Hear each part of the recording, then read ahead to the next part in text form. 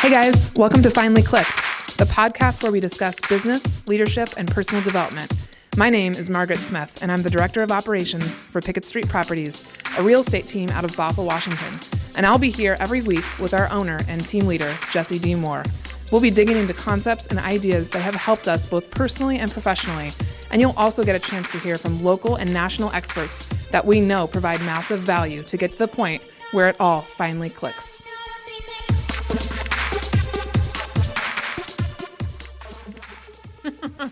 Hey guys, welcome to another episode of Finally Clicked with Margaret Smith and Jesse Moore. Jesse D. Moore, excuse me. It is frigid in this studio. It's actually it is rather very chilly. Cold. I should have brought a cardigan. I'm I Are you even run cold? I run hot So almost usually all you the time. love this, yeah. And I like to be cold, but this is brisk. This is I wish our offices were more like this. this is a lot. It is a lot. I might shiver my way through this episode. Wow, I don't think I've ever seen you cold. Shiver me timbers. I know. It doesn't happen very often. My kids, my whole family, lays on me when they're cold. Well, yeah, you're kind of like a little individual heater. I'm like an oven. Yeah. I think dads are good for that.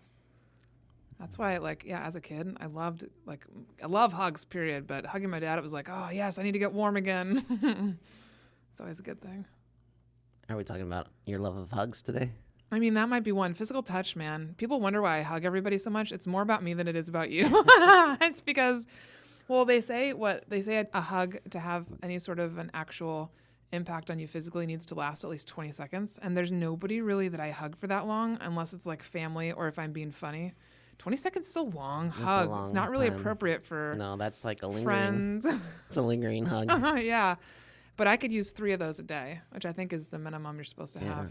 I forget that about you. I remember when you were trying to do the 20-second thing. Was I? Yeah. Oh, God. When people came in, you'd be like, okay, we're going to do this for 20 seconds. There's some people that would be okay with that. But yeah, I'm a physical touch person. I actually don't feel well. So as much as I like my alone time, I need people around me so I can hug them and touch them. I really do. That's actually part of the reason I think why massages are so great for me as a self-care thing. Yeah, especially if I'm not, dating anybody or something. You should drink and then try to talk. It's really effective. You should try to suck on that straw. It's a really and do a good podcast new at the same drink that I time. haven't had before from my friend of the Jaggles. What drink is that? It's called the Lotus Flower drink or something. It's some sort of natural energy drink. And I don't usually have those, but this morning it sounded good. So. Sounds like an exciting business opportunity. Sounds like you'll be having an Instagram account selling Lotus Flower drink. You know what? I haven't been approached by these guys yet. So I could very well. Because I'm kind of trying to stay off coffee this week, too. I actually feel immensely better from not getting my daily latte, which is so sad. So maybe I switch to these. I have an espresso machine at home, so giving up coffee is sounds like the I know. worst After you thing got one, ever. I was so jealous. I really still want to. I've been looking at them online. I got a good deal, too. Yeah. But it was still expensive. I probably just need to switch up the kind of milk that I'm using, and I'll feel better. I don't think it's the caffeine or the coffee beans. Is that your favorite thing in the morning now? It's a little work and it's a little labor intensive. Yeah. How long do you grind your beans? It has a grinder Okay. in it. So you just put I don't even know what you call it. The little shot puller thing you put. Yeah. That. Oh, yeah. I don't know what it's called either. Anyway, it grinds it. You just push it in and it grinds. It puts the grind right in there. Okay. But so it probably takes, it takes a minute. It probably takes me 5 minutes. And then I have to clean everything up because I'm a clean freak. Yeah, me too. And that's another 5 minutes to clean it up. Yeah. So. But it's kind of a fun part of your morning process. I kind of don't. I'm kind of lazy. I don't like to do. Neither do I. A lot of things. But I will make coffee over making breakfast. Breakfast, I'll grab a banana or something. No. But heck no. Breakfast can pound sand sometimes. Yeah. But coffee, it's like a. Have date. You ever had a? It's like a date. It is like a date. Have you ever had the bullet coffee? Bulletproof, I think it's called. With the butter. Yeah. So somebody made that for me. It's a thing. If I didn't have to make it or see someone make it. Yeah. And they just put it in front of me. Yeah. And I could taste it. You'd probably like it. But putting but butter fresh. in my coffee and watching it, and I don't know. I know. It really is good at controlling your hunger for the first part of the morning. I'm trying to be better about eating something for the morning time, because otherwise I won't eat until 1 or 2. There's so much contradictory information about that. There's a lot. Like if you want to debate that you should have a breakfast because it's the most important meal, you can find 100 articles on it. And if you want to debate that you shouldn't eat anything, you can find 100 articles on that. I know, it's super confusing. There's a whole thing with intermittent fasting. That's a big thing. A lot of people are doing that right now. But it's the same thing. Like I can't find any clear, concise data that says it's good or bad. Like there's 100 articles about both. There's some people that say, again, it just probably depends on your body and what your schedule's like and how it would fit into your life. Because for some people, it seems to work amazing. And then other people, I mean, when somebody last year started telling me, oh, it's my window right now, we should go eat. I'm like, your window? You have a window of eating time, 6 to 7 hours or something, and then nothing. I don't know. I don't think my body responds well to fasting in general. I think it just stores up more fat in other places. So I don't think it works for me. Well, I don't think you've tried it, so I don't think you... I mean, I haven't tried that method, but yeah, there's so many different things. We're totally all over the place We right are now. all over the place. We're just, you know what? We're stretching. Easing into it. This is I our actually feel like calisthenics. we haven't done an episode that didn't have a guest or wasn't ASMR for a long time. I was thinking about it. That just was like a general talking topic or whatever. I don't know. So I think that's maybe why it's taken us a minute. I feel like this is... We're just we're getting limbering up. reacquainted. Yeah, limbering up. No, we're stretching our vocal cords. You know, Settling getting settled in Yeah. before we start talking about... I don't know. We're going to talk about prioritization today. Oh, yeah. And I actually was getting rather amped up thinking about this. why is that? I'm trying to figure out why it makes me amped up. I don't want to see angry. No, I'm getting But- amped up. Jeez. I'm trying to figure that out. And I think it's because I just hear so many excuses from people. Like, yeah, but, I would do this, but, you know, I don't, I think it gets me really amped up because it's simple. It's not easy, but it's simple. It's one of those things, again, like the 411. Doing it every week. It's not the easiest habit to get into. It's not the most exciting thing to do, but it works. And this is kind of one of those things where this is kind of how I've always operated. So I know some of this, for me, prioritization is natural, but for a lot of people, it's not. And so it's hard for me to think like that. Like, what would it be like if I didn't know what to do first? Probably be pretty... Well, when you first joined the team, you needed help with this. This was something Oh, that sure. you... I mean, when I'm acclimating to a business or to a new process or to a new project, then I'm figuring out how to prioritize those items.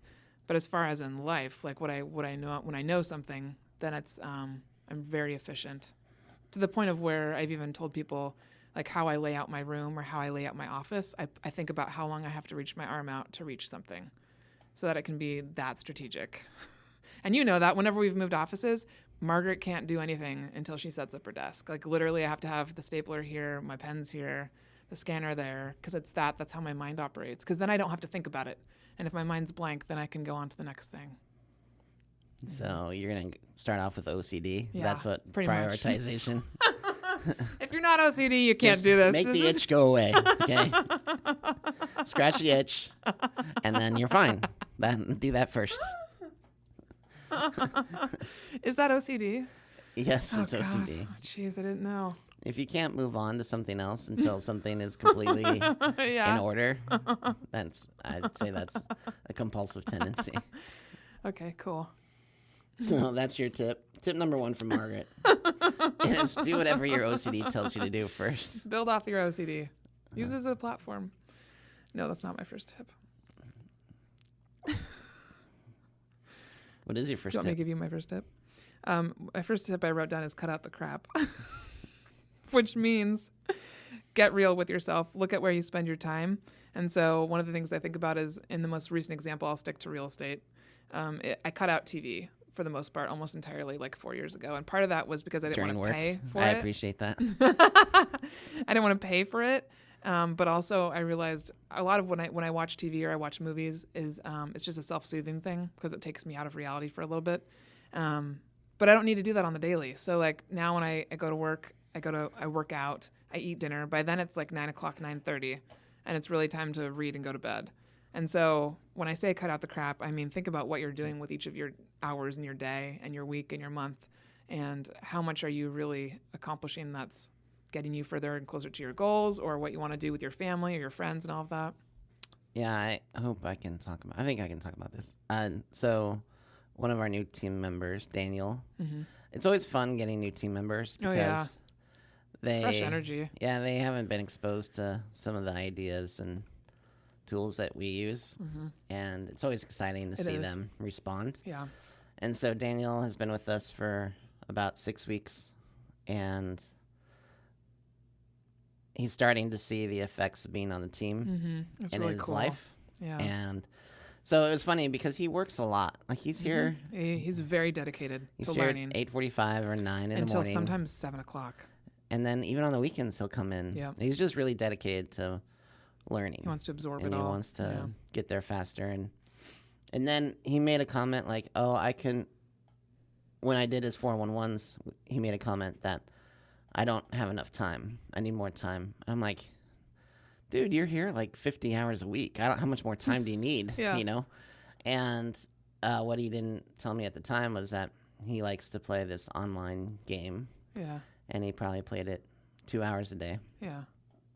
And he was good at it. And he was, it's fun to do something you're good at and you enjoy. Mm-hmm. But he was realizing that that's 14 hours a week. Mm-hmm.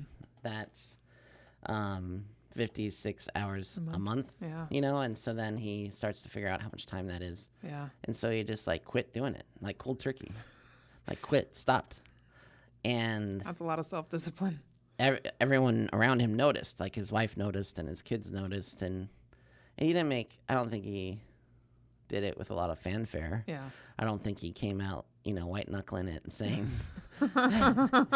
itching his arms and being like, I gave up online gaming. I remember you said, like, he came into our office when you were in my office and said it kind of in passing. I just got 14 hours back, and I was like, I didn't understand what he meant.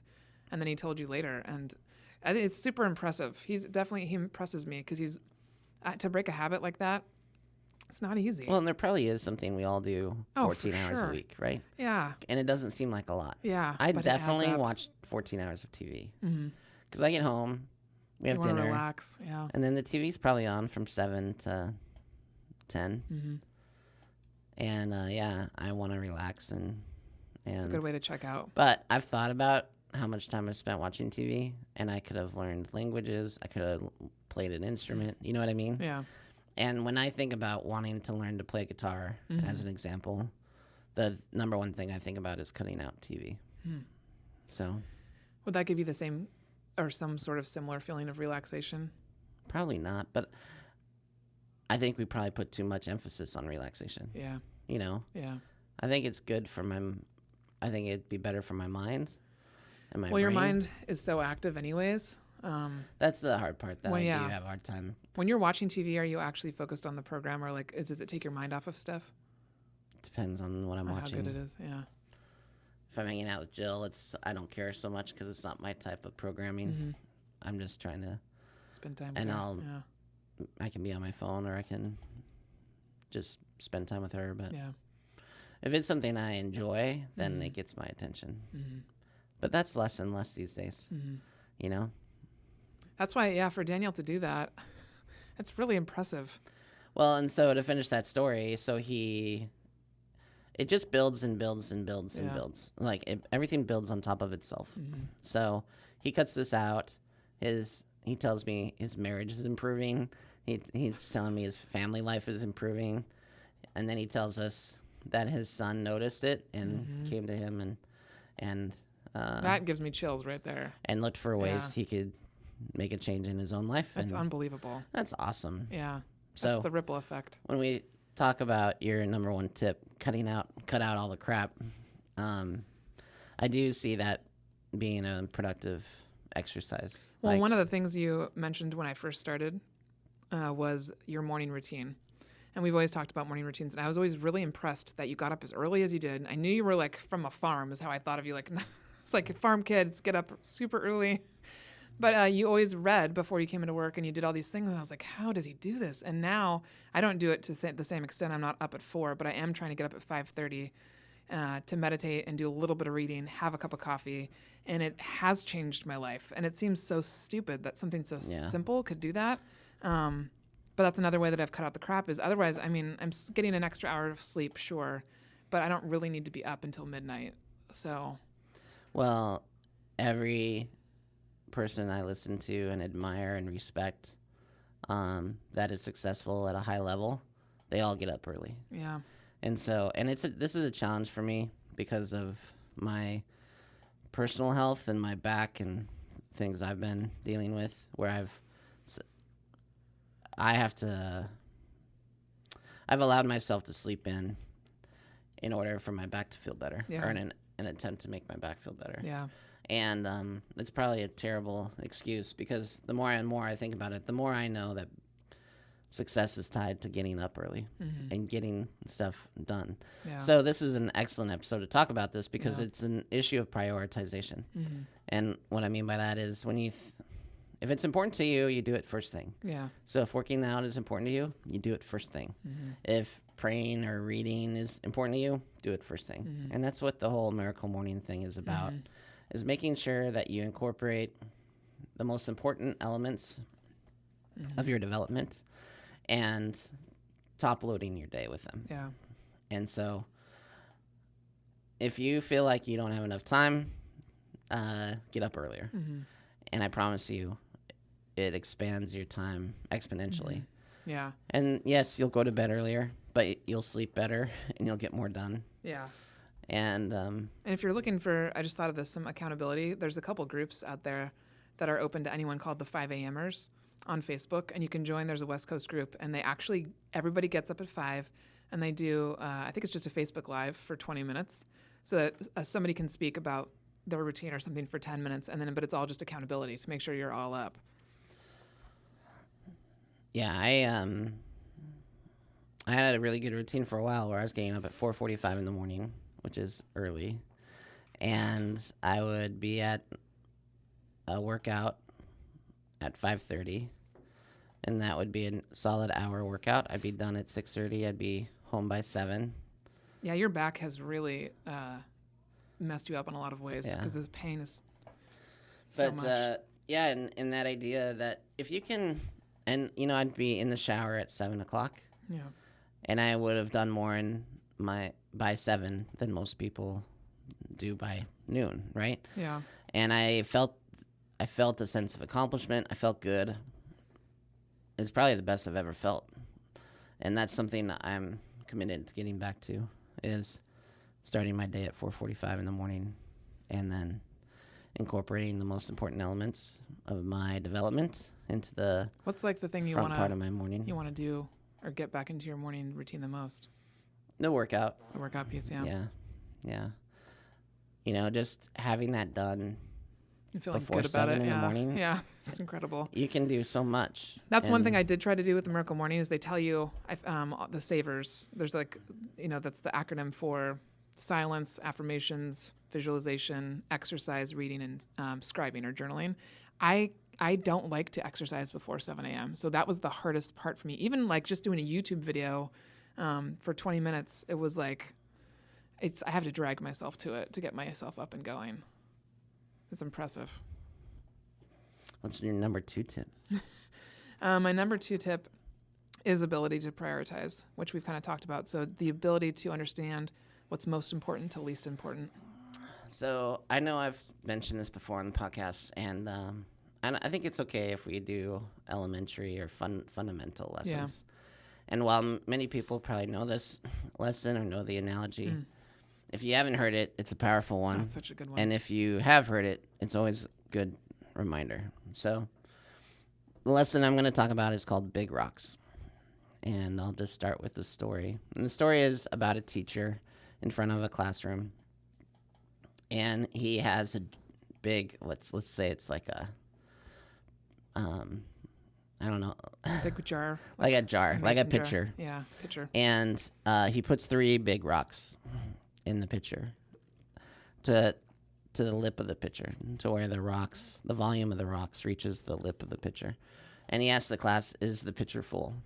And the class says yes, because they can see that he's put as many big rocks in there as will fit. So then he takes a jar of pebbles and pours it over the rocks. And he shakes it so that these pebbles settle in all the gaps where the rocks are not. And then he says, now is it full? And they go, well, yes, certainly. We were wrong before. It wasn't full, but now it's full because you've put in these pebbles and moved everything around. And we can see that the volume of the jar is filled with rocks and pebbles. So then he takes a thing of sand and pours it over the pebbles and the rocks, and then does the same thing and shakes it so that all the air comes out and the sand compresses into all the voids and all the gaps. And now he says, is it full now? And now the class is kind of getting the point, and they're not sure if it's full yet. They're like, but someone says, yeah, it's full.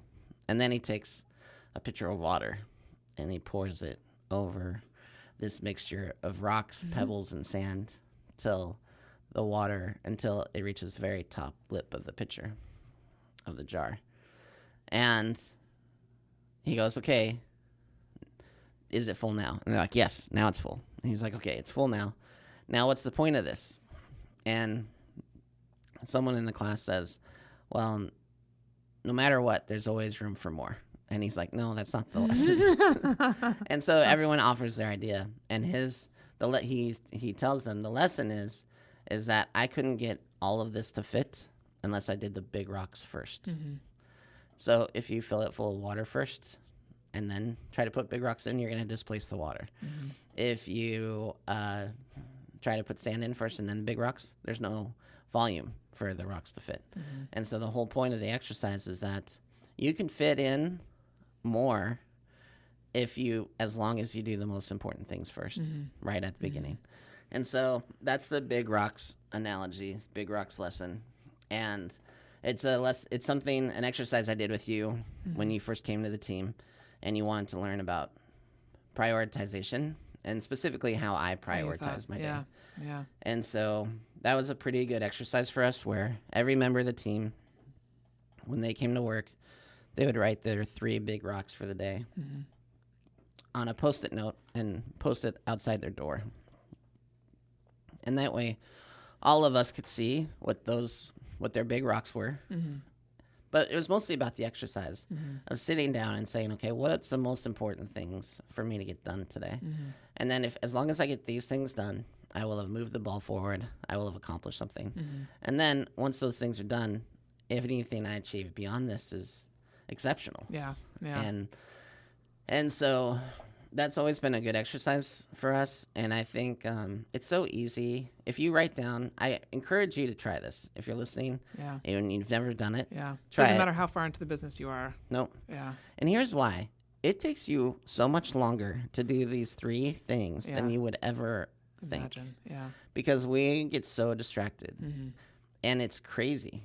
If you sit down to do your email or to do lead generation, I promise you there's so many distractions that just doing 3 simple things can take you all day long. It literally is exhausting. The distractions are so exhausting for me. But this exercise can help you identify what's important at the start of the day. And then once they're identified, now you know what you're doing. Now your mind's not going over 1,000 different things. And they talk about the parking lot. I think, I can't remember if you introduced me to that idea, but when you have other things come up in your brain that you're not supposed to be working on, you write it down. And for me, I'll put it on a Post-it note and move it to a bigger list later, but get it out of my head. And then I look at my big rocks, which I still do to this day. I don't put them on the door, but I put them in front of me for the day if I have so much happening that I need to really zero in. And then I'll look at my list and I'll say, yes, Margaret, back to that first item until I get it done. And I think for me, the other thing that with the big rocks that's really been interesting to figure out was that probably like many other humans, my big rocks are usually things that, like, for example, the podcast, that would move the business forward when we were first working on building the studio, but I don't necessarily know how to do it. So they're easier to put off because I'm like, oh, I don't know how to do that. I'll work on that tomorrow. So I also find that by doing it in the early part of the day when your brain's the best, you just sit down and you force yourself to begin. And that is so I think the Big Rocks tool was such a good physical reminder for me because my brain can go 1,000 different ways when there are 1,000 different things happening in the business. So I really loved that exercise. And I still, tell people about it today in my class, and there's people who are 3, 4, 5 years in as admin who are just starting it now to help increase communication. I think another thing when it comes to prioritization that you should realize, or a hack that you should know, is that you're probably most productive right at the very start of the day, like 9 o'clock at your work. And then for me, it's at like 1:30 after lunch. And so Gary Keller and Jay Papson wrote about this in The One Thing, that someone did a study. I want to say it was in Israel, but it was in a foreign country, and they studied the judicial system, and they studied judges' responses to cases, and they found that they were most lenient in the first thing in the morning and right after lunch. But that right before lunch, they weren't lenient at all. Like, you were guaranteed to be convicted. Wow. If you saw the judge right before lunch. I want to get that 8 a.m. slot. But if you got them right after lunch, they'd have more grace and be. And so, there's a lot of parallels there to be made about willpower and there's a lot of research studies out about the fact that oftentimes, like, the 8-hour workday that we have in the U.S. is so normal for us. It's actually not. Doesn't happen that way everywhere around the world. And when I think about it, if I am really focused, I will get all of the work done that I really need to get done that day between 8:30 and 12:30. Like, I can get it done before lunch. I could do a couple extra hours afterwards, but once I hit 3 o'clock, I'm not at my best. And I'm that's just something maintaining. We have recognized on our team that, and everyone knows, but I'd rather have you guys here first thing in the morning. I don't care if it's 4 o'clock and you're done, go home. Like, because the Margaret that's handling email at that point is it's pretty not my best self. No, if you show up, if people showed up, as long as you show up and you do your job, but you're productive in most of your day. And when I like to be available for the especially team. early in the day. Yeah.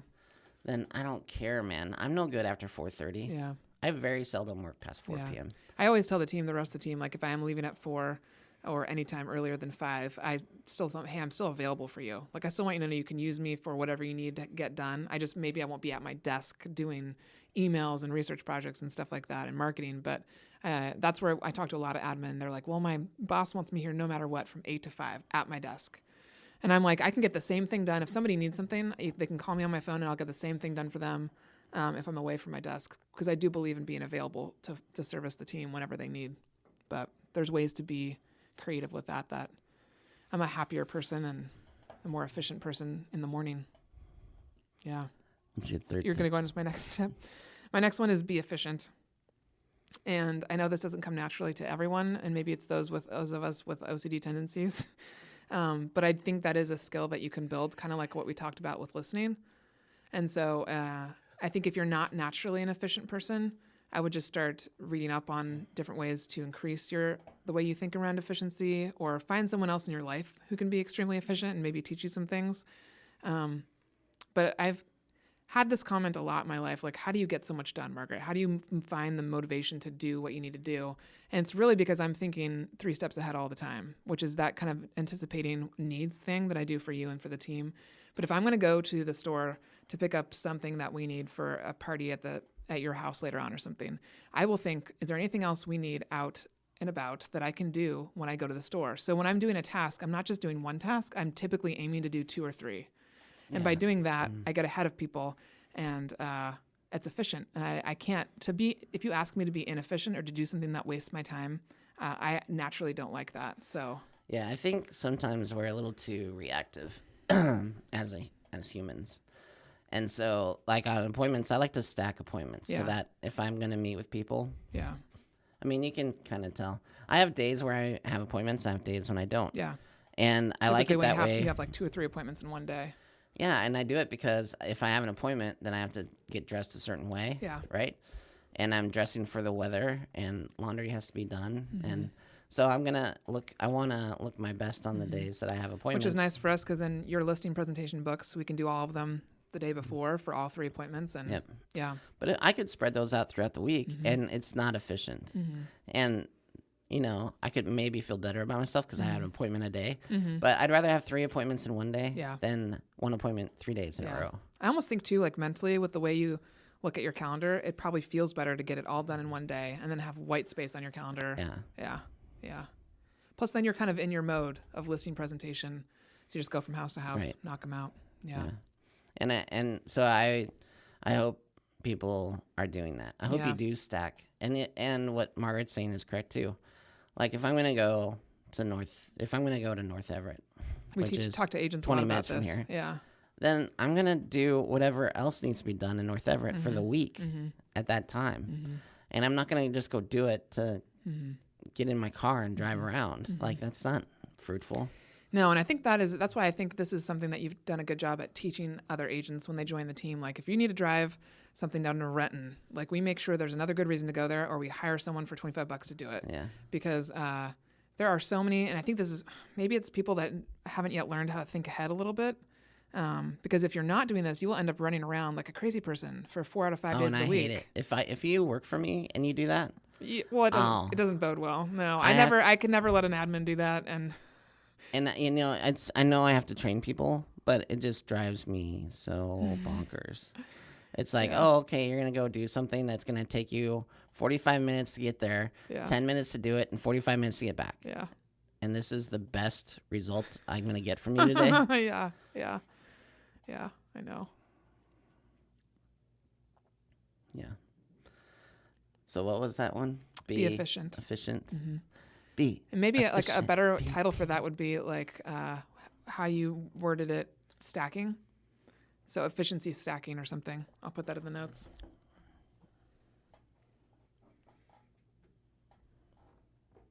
What are some of your notes over there? I had big rocks and then one other exercise that we like to do to help people prioritize decision making. Do you want to talk about it now? Let's do it. Yeah. Again, I've referenced this before on a podcast, but let's talk about it a little bit more in depth. And that is the decision tree model. And this is from the book Fierce Conversations. And the model is basically within your organization, you obviously want to give people autonomy. You want to empower them to be able to make decisions on their own. However, in any business, there are decisions that they can make without you, and there are decisions they can't make without you. And until someone is trained how to recognize which decisions are which, it can create kind of an awkward environment. Employees generally want to be proactive and they want to accomplish as much as they can without you. Problem is they may do it. They want to know. They want to know that they're not going to mess up. Yeah. Well, most of us. Yeah. What's great about this decision tree model in Fierce Conversations is that it breaks down decisions within an organization into 4 different types of decisions. And those are leaf decisions, branch decisions, trunk decisions, and root decisions. And so leaf decisions is empowering your key members of your staff to decide, execute, and not have to report back to you or to anyone within the organization. So think about a leaf on a tree. If a tree loses a leaf, does it affect the integrity of the tree? No. It doesn't. Maybe I can give an example as you go along. Sure. For me, at this point, this is 7 years in, so remember this. So I'm going to think back to my first year, just for example. A leaf decision would be paying a bill that's $100 or less at that time. Yeah. Another example would be like if we're out of something. Yeah, out of paper. Or tape or pens, whatever. Anything. You would order it. I would go ahead and order it. Don't bother me with it. Yeah. Okay. Branch decision empowers your key employees to decide, execute, and report back to you or their supervisor. So it's not about consultation and just letting them know. So it they still have the power to make the decision, but they are going to acknowledge that to their supervisor. Let them know that I made a decision. This is what it was. I think the example that pops into my head first would be deciding to move the operations manual into Evernote because I knew you would like it, and I was like, "This is what I'm going to do," and you were like, "Just do it." Yeah. Yeah. And so their branch, if a tree loses a branch, does it affect the integrity of the tree? Overall, no. Overall, no, especially if it's on a major branch. Yeah. Right. All right, trunk decisions. The framework recommends to decide and consult first with the CEO or the key report and then execute. So there is a consultation barrier and quality control before moving to the next level. And so a trunk decision, if the trunk of a tree is hurt, does it affect the integrity of the tree? I think it can. It does. Yeah. And so basically these decisions need to be decided and consulted. They need to involve the CEO. This makes me think automatically anything having to do with people. If I wanted to try a different vendor at the time, if I thought maybe someone we hired was doing something that wasn't in line with our mission and vision, anything having to do with a person or a partner in the business would be something that I would absolutely just bring to your attention first before doing anything. I would not switch photography vendors, graphic design vendor, anything like that without consulting you first in that first year. And then the last one, and it didn't print off, but I can tell you. Oh, yeah. I was going to look it up, but I can tell you basically. Last one is route decisions, and these would be only made by the CEO or the whoever's in charge. Yeah. That these are, if you affect the integrity of the root system of a tree, it can kill the entire tree. Yeah. Right.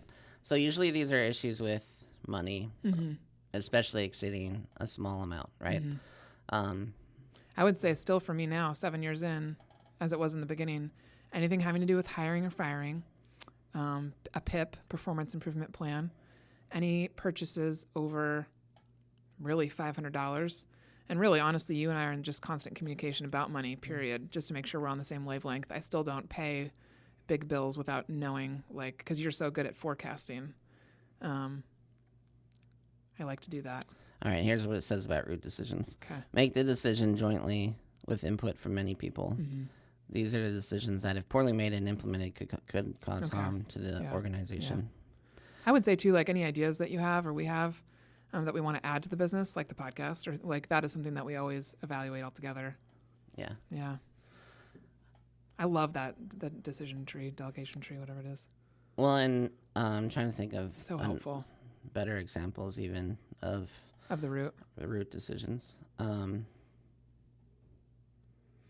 me, it's like... moving brokerages could be one. Well, I can actually... So this has come up recently between us. Like, you're doing a lot of traveling, a lot of speaking, a lot of teaching. And I would say that you're making a lot of those leave for branch decisions. And I probably want them to be more like a trunk decision. Meaning that you're agreeing to a lot of stuff without talking to me, and I'm feeling a little untethered. And I think it's because it relates to the schedule overall. And so that's a leave for branch decision that I would like to make a trunk decision. And I think root decisions are mostly money and or client facing type stuff. I'd say root decisions for me are like a transactional decisions. Like if it affects my client, then I want that to be a root decision. For the buy side or list side. If it here's what I mean. One of the definitions for integrity is doing the right thing no matter the cost. However, there certainly is a cost to things, right? And if someone makes and we've had this happen. We had a employee cost me about $15,000. And it cost me $15,000 because they made a decision that should have been a trunk or root decision, and they made it a leaf decision, and the cost was huge. So that's why I say anything that either is money, dealing with paying bills or adding a new expense, and then also what increases our liability, what could cost us money. And those decisions should be root decisions as well. Anyway, if you guys, I love the decision tree model. I think it's great. It'd be a great exercise. We could teach a class where we have decisions written out on different things. Yeah. People have to categorize them. Yeah. Well, I think it's great, especially for people that are starting to learn the business, because what someone thinks of as a leaf decision may not be what their owner thinks is a leaf decision, or vice versa.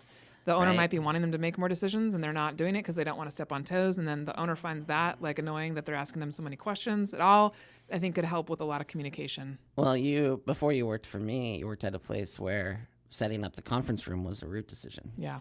Like you weren't empowered to set up the conference room.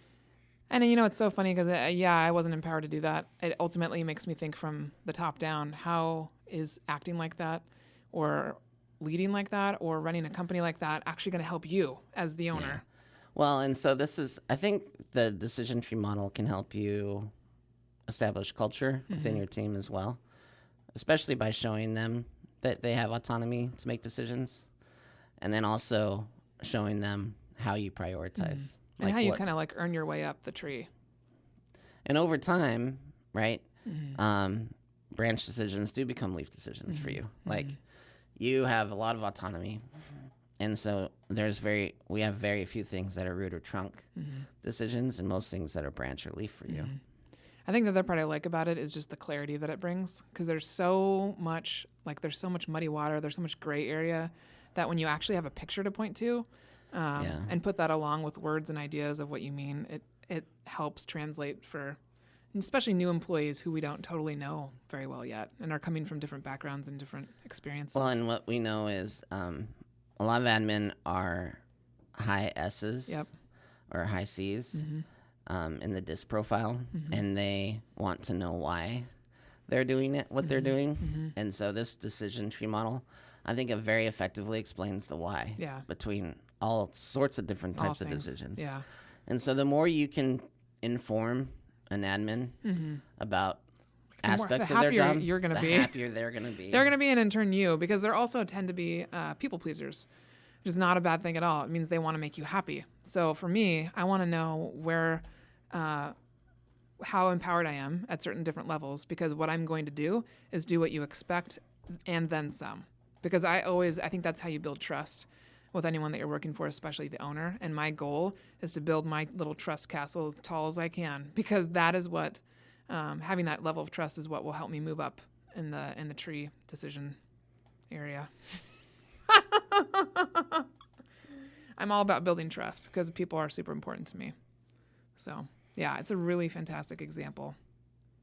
And I actually don't think many people know about it within Fierce Conversations. Yeah, it is probably one of the lesser known tools within Fierce, just because the confrontation model is so popular with people. Yeah, which is funny because the confrontation model, that's like the Hail Mary. The last thing you go to. Hail Mary. That's there's 1 second left on the clock, and nothing else is going to save this unless a miracle happens. That's what the confrontation model. That's actually for Hail Mary. Yeah. This decision tree thing, we should be using 100 times. This is like preventative care. It is. I guess I'd say. Yeah. And we should be using this 100 times more often than because we're if you using do the this, then you confrontation probably model. won't need the confrontation model if the communication's clear. Yeah. I think that's another thing about Fierce that people get wrong.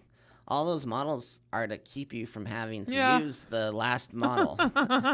It's like that's a good point. It's like the self-destruct button a little bit, right? Where if everything else goes wrong, hit this button. Use the confrontation model. Yeah. And it works and it's effective and it's unbelievable. But there's so many, the mineral rights conversation, this decision tree, there's so many great beach ball. models. The beach ball. Yeah. Those are all great models that keep you from having to be fierce. Use the nuclear weapon. Confrontation. Yeah, that's a great tool. When's the last time you used the confrontation model? The most recent time would be one of my friends. So that would be about a year ago. Yeah. Yeah, personally. I think if you're doing it more than once a year, that's probably not a good sign. Yeah. Well, like you said, it wasn't so much a confrontation that needed to happen, but it was I needed to write it down and give her the ability to read it. So I didn't, because everything I told her in that was something I had said already in person. But sometimes I think people need to see it and hold on to it. So I love that model, not just for if I need to confront someone, but also just because it gives me a great framework on how to write about my feelings and the impact. So if that one wasn't so much confrontation as it was just like, hey, I know I've told you this already, but this is how I feel. Take it with you and read it however many times you need to. Yeah. But inversely, I think, like beach ball, when I know that, once you We've know the hardly beach used model, that, model, yeah. but I think internally We you do talk it about all it. the time. Well, we talk about it, right? yeah. We don't write it down. Internally, I am always aware that my You perspective always talk is about not. you always talk about the colors of the beach ball. Yeah. Yeah. God. I'm like, I'm you a are on red a gray stripe. stripe, and I'm on an orange stripe. And neither of us are wrong, and neither of us are right. True. I'm glad you brought that up. Me too, Margaret. I'll put a link to it in our show notes. Anything else we need to talk about regarding prioritization? Well, I reminded me, you've talked a lot about the Eisenhower box, the urgent versus not urgent, important versus not important. So I just wrote that down because I do think like that's a great kind of thing to have in your head as you're thinking about your, maybe let's say you have 25 emails in your inbox. A lot of those are just 2-minute tasks. And what's the most important thing? How do you pick out of those 25 items to put on your 3 big rocks for the day? So I like that. Yeah, so just to further develop that, often people prioritize urgent over important, meaning that everything's an emergency and the things that are important get pushed to the side because someone needs something more urgently. Mark Willis, former CEO of Keller Williams, said something that really resonated with me, and I've employed it, and I teach everyone on the team the same lesson, and that is if someone says something is urgent or, like they're lighting you up and they're just like, there's a problem and it has to get fixed now, he gives it 24 hours. He's like, you know what? If someone comes at me with a problem, I give it 24 hours, and then I check back in with it, and usually by then the problem has solved itself. And it's not that my action, I don't have to fix everything. I don't have to be the one that fixes everything. No. I don't have to be the one that drops everything to go make something right. And sometimes by not dropping everything and by focusing on what's important, the urgent solves itself. But we get so hung up on, I don't know, I think there's a sense of importance that comes from like, having to put a fire out. You're like, you know what? No one can do it but me. Yeah. And typically it seems like a lot of those things that come up could be done pretty quickly. And so there's a natural tendency to want to check things off your list. And actually, once you understand the difference between urgent and important, and you start to prioritize important, you don't have a stomach for the people that don't do it that way. Yeah. So now when I go into a market center and I'm teaching a class, and I'm going to teach them how to feed themselves for 5 years, right? But they have a buyer that needs to be shown. Yeah. So they can't come to my class because they have a buyer that needs to look at a house that they're probably not going to buy. Yeah. And you prioritize that over a class. Yeah. Yeah. And I'm sorry, I don't want to talk to you. I mean it. I don't. And that's kind of a natural way for things to work themselves out. Because I was thinking about this actually in my personal life, that there are ways that certain people in my life prioritize things that I don't agree with. And so we can't go to an agent and say, you should prioritize this over that. Because oftentimes if they don't understand or they don't see why they should, we're not going to be able to change their mind. Like everybody prioritizes things differently. You're saying we can't do that? I'd be happy to do that. Oh, I mean, no, we can do that, but not if they're not open to it. Not if they're not open to seeing that. I don't know. I've just been struggling with that a little bit because there's certain things that people prioritize when I think about family and I think about friends. And I just disagree with how they prioritize, I guess, what's important to them in their lives. I don't know if I can just explain further. So it's just made me think, okay, what's important to me is not going to be important to everybody else, and I have to be okay with some of that. It changes too. Yeah. And here's a good example of it. Yesterday? I don't know. No, day before yesterday. We've had a insane month, like with parties and entertaining people and travel and kids and their schedule, and it's hot out. And so Jill, my fiance, there's certain things we know about each other, right? Little hacks that we figured out. One of those hacks that I figured out with Jill is she's an introvert, so she needs some time alone to recharge. And that doesn't mean time with kids, home from school in the summer. It doesn't mean me working from home. That means everyone get the hell out because Jill needs her me time. And so, the other day she actually talked to me about it. She's like, hey, is there anything you want me to do? I go, yeah, nothing. Like, do nothing. Can you just stay home and do nothing and make this a must have been music to her ears. Staycation? Like, can you just make this a retreat for yourself? Because we've been going really hard and fast, and you haven't had this time, and I know if you don't get it, my life gets worse. So how about you just do nothing today? And, she doesn't need my permission, but there was freedom. It's a good reminder. In my advice, and I know what that's like. So my point is that different things are priorities at different times. Mm-hmm. And you do need to know about yourself, and you need to know when self-care is the highest priority. Yeah. And so sometimes for me, if you want me to be effective, like I like work days. Mm-hmm. I like Monday through Friday. I like that I have certain things to do on each of those days. I also like on the weekend recharging. Mm-hmm. I like relaxing and recharging. And because of that, I don't take personal days during the week because that's my time to work. Mm-hmm. So my point is you prioritize different things at different times. Yeah. It doesn't always have to be about productivity. Yeah. Although it should be, right? But even in self-care day is about productivity. Totally. That's sharpening your axe so that you can go cut down more trees. Yeah. So, cut those trees down. With a powerful axe. All right, I have one last thing on my list if you want to hear it. Yes, please. I can't wait. So I put motivation, scratch that idea. So I said, people always ask me how I do it, and it's all about what we've talked about. How you do what? How I get so much shit done. And they wonder, like, how do I keep myself motivated? And I go on to tell them, like, 90% of this is not motivation. It's just self-discipline. And it's about doing the things that other people won't do. So when everybody else is, I don't know, watching TV or doing things that maybe that I just don't do as much of in my life anymore. Watching TV is like the best example.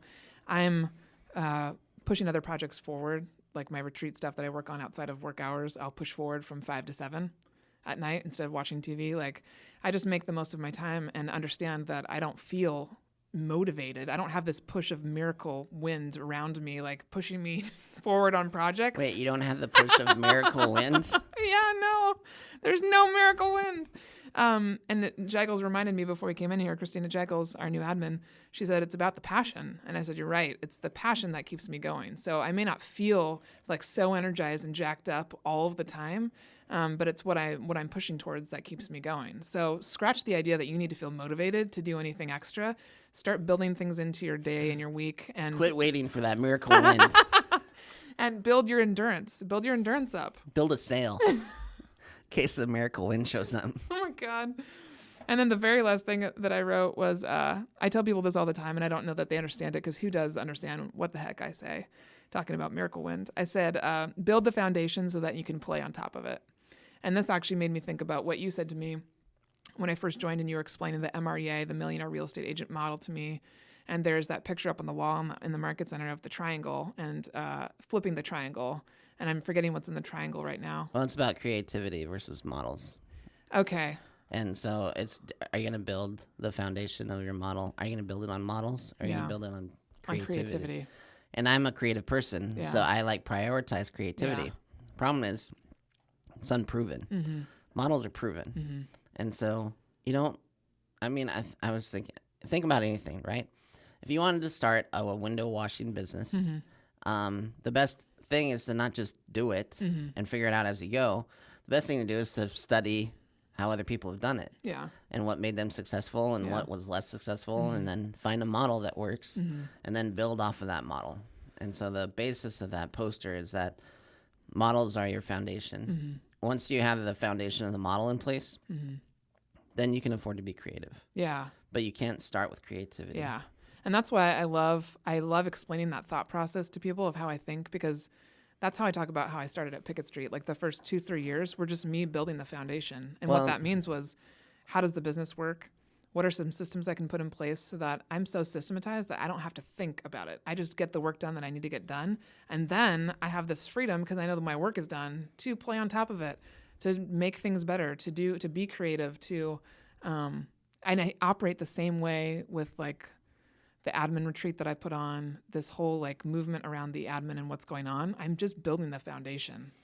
A couple things. So I would relate it to scripting. Oh. Like when I talk to salespeople, and they'll want to learn a script, and as long as they master the script word for word, then they get to make it their own. Yeah. But they can't. Right so off many the bat. Salespeople are like, "Oh, that sounds so like contrived and wooden. That's so contrived and wooden to me. Like I can't.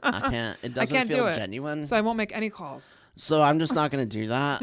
Like I understand what you're saying." And so then I'm like, "No, pissant. What accent is that? That's like some it's sort of my like stoner skater. My John Paul James voice. Oh my God, John Paul James. John Paul James, JPJ. Shake it, brah. I like what you're saying. I understand what you're putting down, and it just doesn't feel authentic to me. Write that down. It feels kind of like forced and not authentic, and I'm just all about like that real thing. That's so true. But the point is that once you've learned a script word for word and how it's supposed to be effective, now you get to make it feel natural. Yeah, make it your own. Right? But you gotta learn. Well, there's things in those scripts that work. Period. And then they only work a certain way. And if you mess it up, it doesn't work the same way. And so gotta internalize it. You have to. I was relating that back to something you just talked about. With building the foundation. Yeah. So with scripts, you have to learn them, memorize them before you get creative. Yeah. And that's the same thing with what you're talking about, is that so many, especially in real estate, everyone thinks they've figured out some new pink widget and that no one else has. And they're going to lead with that. Rather than if you just focus on lead generation first. I was thinking recently about my decision-making process and how it's changed over time. Because we were talking, there's a few jobs that are never going to go away, right? Like barbers. People are going to need their haircut. Yeah. Divorce lawyers. That's the number one. That's another one that's always going to be around. And so if you've been through a divorce, you're going to meet other people in your lifetime who are going through a divorce and want advice and tips. And so I was thinking about how my decision-making process changed when I got separated and I was going through the divorce, and I didn't feel like I could make a decision. Like that part of my brain was stunted for some reason. And then I had to work through that. And what's my point? I'm trying to remember where I started here. I've gone down this convoluted path. Yeah, so talking about decision making. Decisions. Yeah. And how much easier it is to make a decision when you have money. Oh, yeah. Okay. So you have emotional changes in your life, like divorce. Yeah. And then which impacted everything. When I made the most money, I made the most decisions. Yeah. Because I could afford to screw up. Yes. And I knew it. And that was powerful too in the decision making process. And so I think the hardest part about being an entrepreneur is doing it when you don't have anything. Yep. It's easy to be an entrepreneur when you're making money. It's hard to be an entrepreneur when you don't have money, right? Yeah. But in order to make money, you have to be that entrepreneur without money.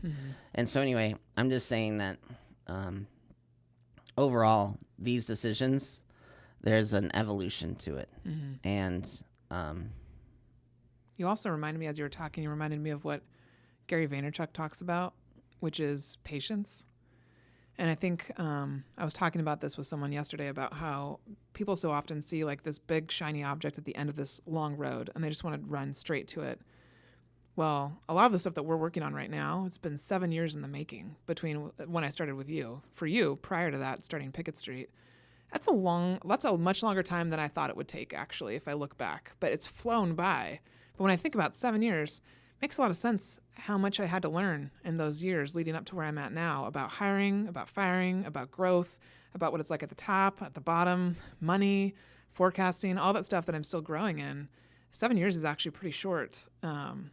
But I've thought a lot about what he says about that is about patience and about building a foundation that actually takes a lot longer than most people are willing to wait and stay focused on their end goal. I would say this. I think our business is a little bit like, if you think about our business as a car like a train car on a track, right? Railroad car on a track. Yeah. And where the track is laid, it's easy. Yeah. It flows easily. Yeah. Doesn't take a tremendous amount of effort to get going or keep it moving. Mm-hmm. And then there's been times in our business where we ran out of track and we had to pick up our railroad car, literally put it down, put it on our back, yeah, and try to find some new track, try to find some new That's ground. a great visual, actually. You know, and so I feel like that's what we're doing. We've been carrying around this railroad car. Oh my God, it's been so heavy. And and we're looking for this new track, and I think we've just got there a little bit. Yeah. Where we get to put it back down. And here's what I mean by that. You know, when people ask you how you get so much done? Yeah.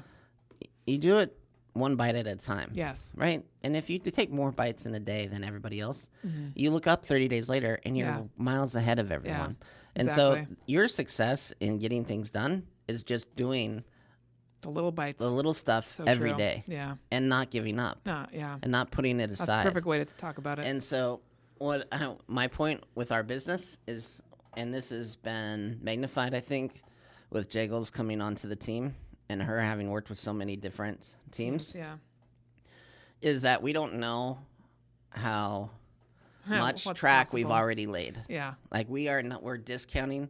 We've been laying all these tracks forever and we're still carrying our car, but we're getting to the point where we can put the car on the tracks and it's going to be easy again. Yeah. And it's taken time. A lot of time. And this is the life of an entrepreneur. This is what happens. Anyone who thinks that you just start it and it grows magically forever, you're mistaken. Okay.